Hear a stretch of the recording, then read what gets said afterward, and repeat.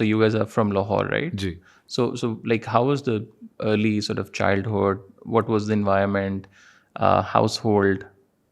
It's weird. You have to understand the parallels. I had an amazing childhood, and my parents never let me understand what was going on. My father was in and out of jail my entire childhood. He was in solitary confinement. He was और tortured. ये ज़िया का time था. ये ज़िया का time था. 79 से I think मियाँ साहब के टाइम में भी आ गया था. 95 तक 4 तक तो मेरे वालिद साहब के साथ बहुत extremes हैं. As a matter of fact, if you ever go and meet retired police officers, they'll tell you many men have passed through these corridors. We've rarely seen a man like Salman Taseer.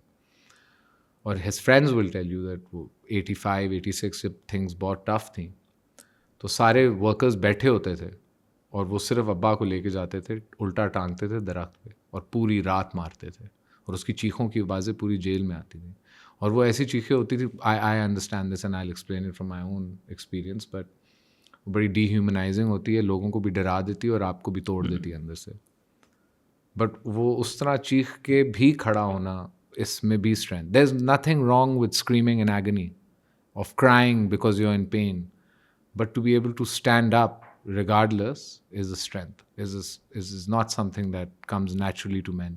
Most fall. There's nothing wrong with it. So he's very, he had that. And I was born in 84. और वो jail में कब गए हैं?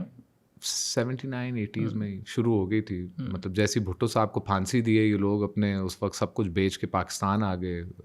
क्या खान साहब भी कहते हैं इंसाफ लाने.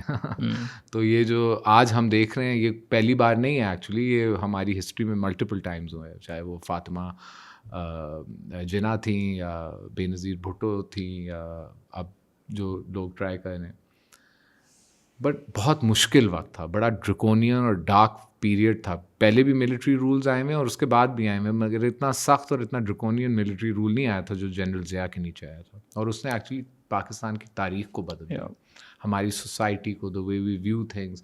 लोग समझते हैं कि शायद हम हमेशा ही ऐसे थे, बट नहीं थे. हमारा ड्रेस कोड शलवार कुर्ता नहीं था, सूट था. बड़ी मतलब लाइफ बड़ी. भुट्टो साहब ने भी कुछ लॉज ऐसे डाले जिसने आज हम कहते हैं सोसाइटी रिग्रेस हुई है, बट वो प्रेशर की वजह से आई थी, जमातियों और फौजियों और बड़ी इंटरनल वॉइसेस की वजह से वो प्रेशर आया था. हमारी अवाम काफ़ी I don't say we're conservative people because we're Muslim.